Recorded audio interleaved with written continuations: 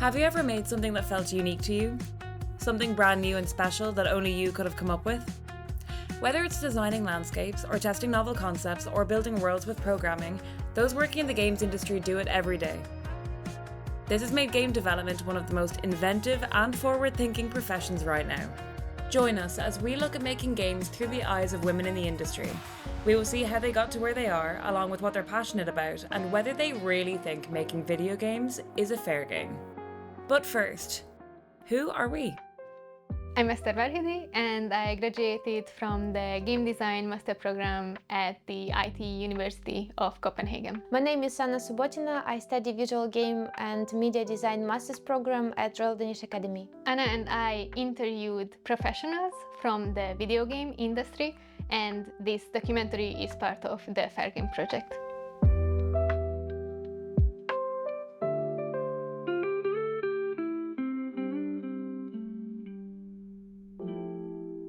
I'm Cris Vega.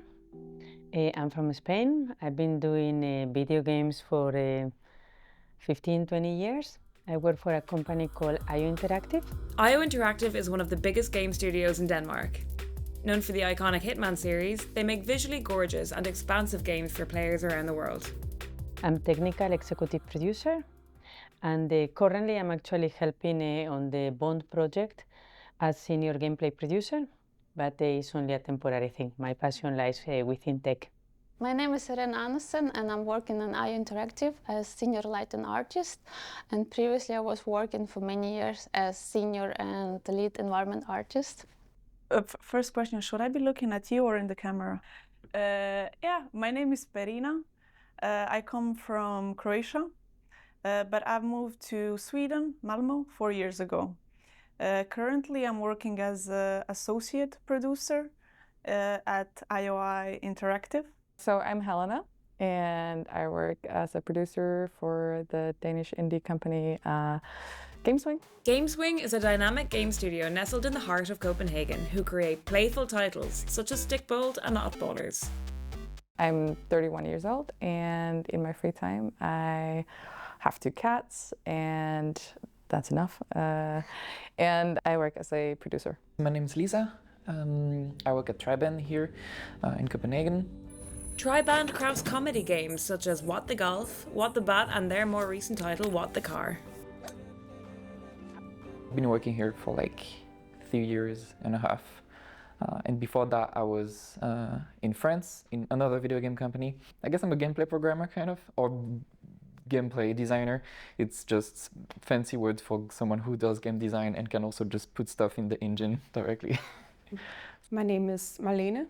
I am from here in Denmark, and I'm also half French. I'm 29 and I work as a game designer here at Triband. I'm a collector of hobbies, so in my free time I try to just get through all of it.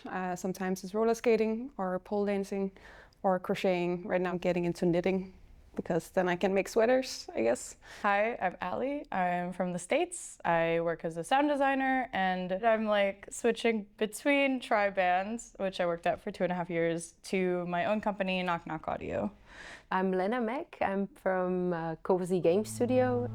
Cozy Game Studio creates casual games focused on mental well-being, aiming to nurture players' mindfulness and self-care habits. Their upcoming game, Spirit World, invites players to care for mythical creatures in a serene sanctuary. Guided by principles of accessibility, player comfort, and the fostering of positive habits, Cozy Game Studio is dedicated to making a global impact on mental health through engaging and thoughtful game design. I'm a founder and a CEO of that company. And we started this January 2023, so it's fresh and new.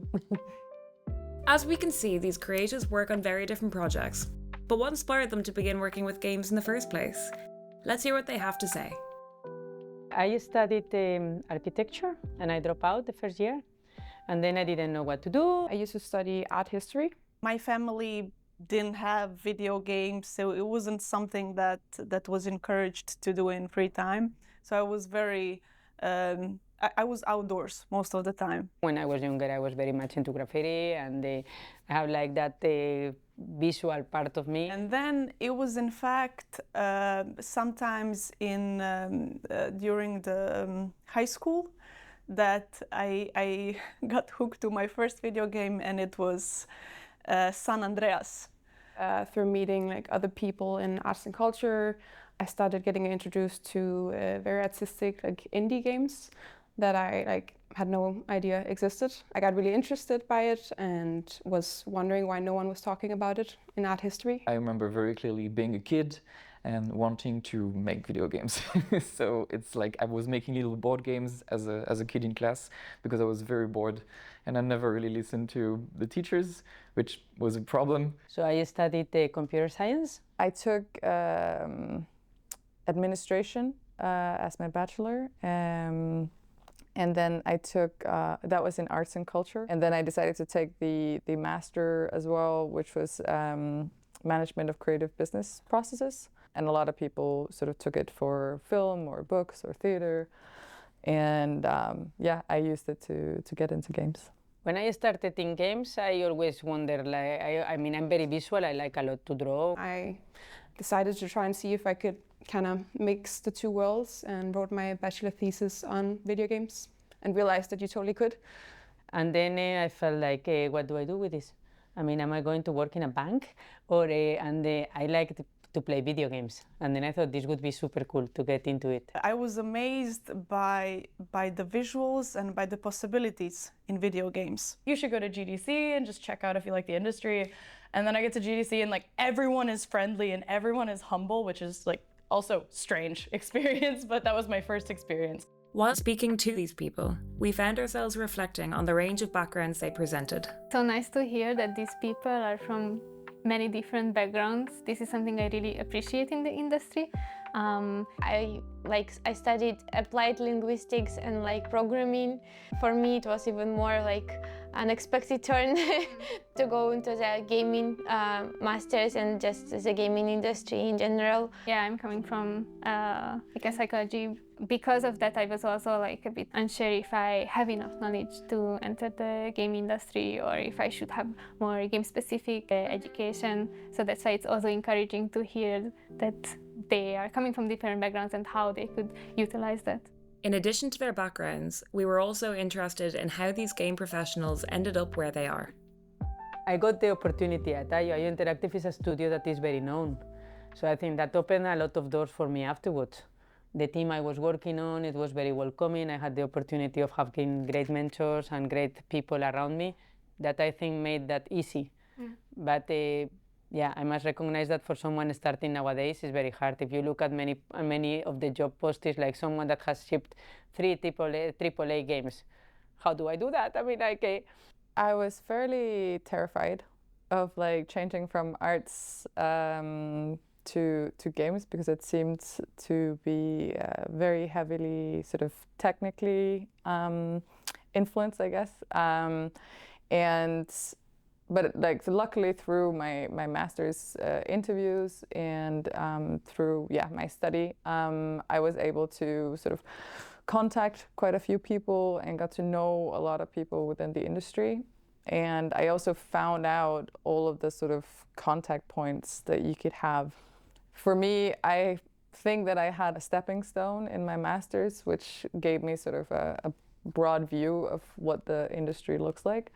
And I think I used that fairly well to enter it. But it was kind of terrifying at the beginning because I didn't know if it was going to be weird that I came from CBS and I came from a completely different background.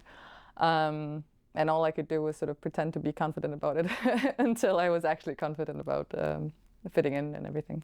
Yeah, it's hard. The requirements are tough. A lot of people that finish university, programming and the other disciplines, I mean, making games is fun and making games is cool. So there is a lot of competition.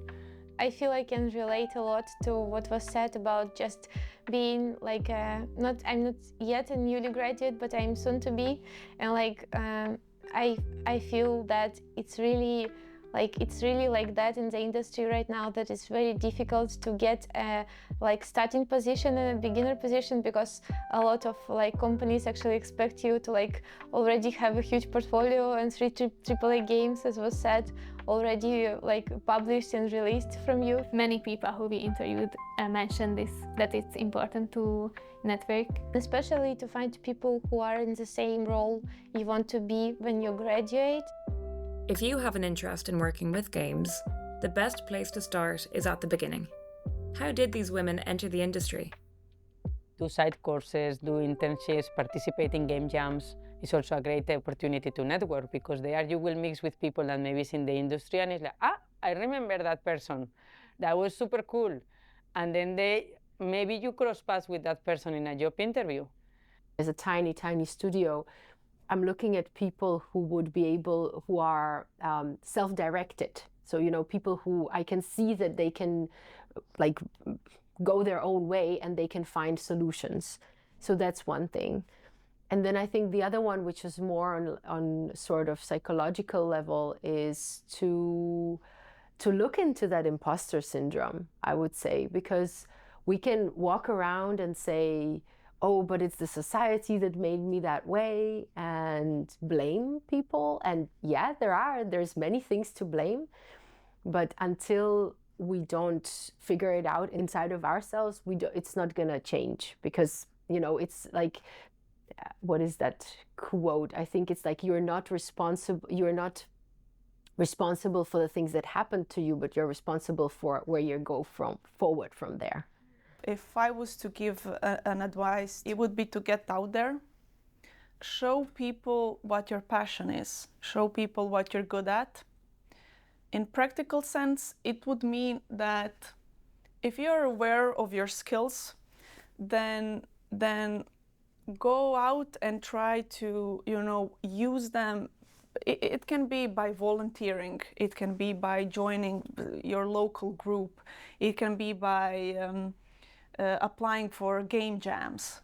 I didn't even know that existed, but it's such a great experience. And then don't wait up for other people to invite you. For me to give advice to people who are going into the game industry, I guess just play on your strengths. If you're, you know, I played on my strength as being different. You know, I didn't come from a technical background, and I think that whatever sets you apart from other people is what you should lead with. Just don't hesitate, apply, and of course, just really just look at another art station people, what they're doing. Look at the films, look at the in the games, and just try to do in portfolio. Just try to do what you want, and just send your portfolio. People who will trying to find talent for the industry, they look at your project from school, sure, but they also look at your own personal portfolio. They will look at what you've done on your own, because those projects, they're more personal, they're more related to what you wanted to learn yourself. They probably say a lot more about you than projects you did in school in a group of 5-10 people. But what about the less exciting parts of working in the games industry? What about its darker side? Making and playing games are two sides of the same coin, and both have a reputation for unequal treatment. Despite some improvements over the past decade, the games industry has been known for its cis male-dominated history. One of the biggest one was imposter syndrome, where I just felt like I'm not good enough and that I have to constantly prove that I'm better than I am, or prove that that I am good enough. I came to work one day and I was in a room with all of the people in the office, and it struck me that I was the only woman in the office. If I'm applying for a job and I see that they're all men, I immediately get kind of scared off, because I can already imagine how I'm gonna have to really speak up, and I'm gonna have to really prove myself in that space. Sometimes it feels a little bit like they're not self-aware at all, especially if they're a big group of men that's something that really bothers me, where I'm like, hire more women, please, come on, you know. Over the years, I think I realized that the people that maybe is a bit more biased is usually the younger people. The older people usually has worked with women and non-binary, and then usually they already have realized that the people is the same when it comes to work in an office environment. I have this thing that I felt like I have to constantly be learning and like read more books and take more courses before actually doing it. So that was, yeah, that's one of the biggest hurdles, which I also heard that a lot of women struggle with, because it's this constant, like, we have to be perfect to be able to do anything. True, there are many studies that when we start, like when people progresses in their career, women are like evaluated because of the soft skills, because people usually have this image of a boss being a guy with attributes that usually are like attributed to a man. In that moment, I felt very lonely because it felt like, you know, I felt different. It's not that everybody's not nice. Everybody's super nice. Then there is a woman that we expect to be more soft and moms and this, and then when those traits are displayed, there is some sort of mismatch. Or on the other hand, also women are more like likely to be explained, cut off, and things, because that happens in our everyday. So then the people that don't behave as expected, then they are perceived differently. It's like everybody's dressed in black and you have a red t-shirt. You're a target for good and for bad. And that can be very tiring, because then you have to keep it up to do it well, because like anything you do is going to be noticed somehow. Like even though like I've always been quite background person, but still like you are the only one. That's very tiring. You know, sometimes it's okay to use quotas. It's not a permanent solution, but it's definitely a good step. And then, you know, I think female empowerment really breeds more female empowerment. So once you break the bubble, then it's going to be better. There is still a great imbalance, but things are improving. Things are improving for the better, and I see like things are also a bit accelerating. Like the industry is realizing that it's good to be diverse, that also like the way that we think and teams and how we enrich each other, super positive to have diversity. And a lot of companies are making an effort. I mean, in some cases it's about pinkwashing a bit, but there is a lot of companies that really mean it. These insights are invaluable to educate, uplift, and assist game professionals with navigating gender-related issues in the workplace. It is not a fair game, and it never has been, but it has gotten a lot better over the years. What I've seen a lot in the indie industry is that there is like, it has been opening up more and more. And then also that there has been a lot of discussions about these topics, which is really nice, because as a white cisgendered woman, I also have my shortcomings. First of all, game industry like grow a lot, and now doing like much bigger projects, more expensive but more interesting, and a lot of women get in, because previously it wasn't not so much women in the game industry, it was mostly men. I GDA, the International Game Developers Association, and I was like one of the only women there. There was like 3 of us, and like 4 years later, there were definitely way more women and things. There's way more like places to meet up with women. There's way more, like there's a whole women in games group here in Copenhagen, and one in Norway that I'm still involved in. And usually when I go to conferences, I'm not the only woman speaking anymore. And it's been a huge change, but it's still, like, it can always be better. Unequal pay with adverse work conditions and fewer opportunities based on gender, race, ability, class, and nationality, among others, are still commonplace, and this has to change. You can see that, like, if you meet one group of completely like the same people, they will just have one way of solving a problem, and they will never find different ways of solving it, or also just being as well more not welcoming, but being more inclusive, also in their design, for example.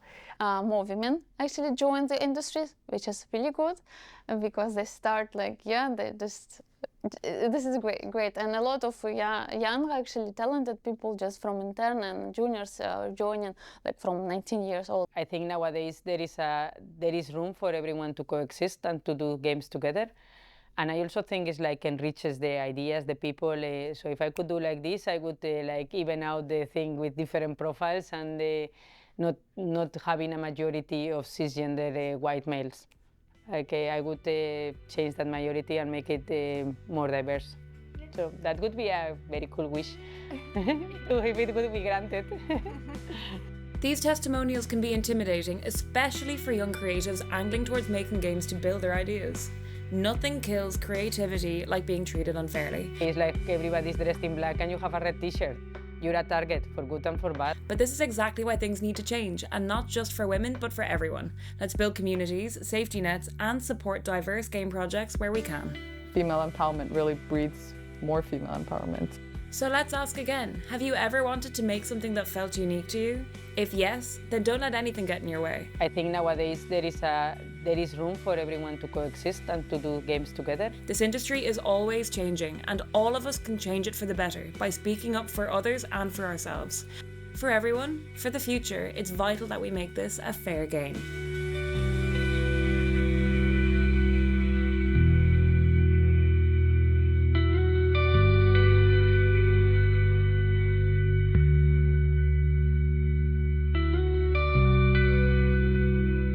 For the gaming industry to welcome women more, I mean, from the Fair Game, when they did, we had the online masterclass, I already saw a lot of women there. So that explained a lot of different sectors and sectors. So that was already a big thing to show that there's place for everything, for everyone, for any idea, for any concept made by anyone. So that's the thing, like give exposure, like as maximum. That's my suggestion. It would be nice if there was like a more inclusive or like something that's a little bit more expansive to see a little bit more of different people around. I think that would be really cool. The problem is that we don't know how to start.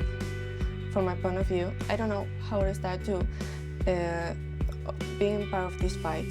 I personally think the only thing we need is just appreciation and acceptance. We don't need much. I want to be equal with the others. I don't want something more. I just want to sit there and know that I'm not any different from my coworkers, no matter the gender.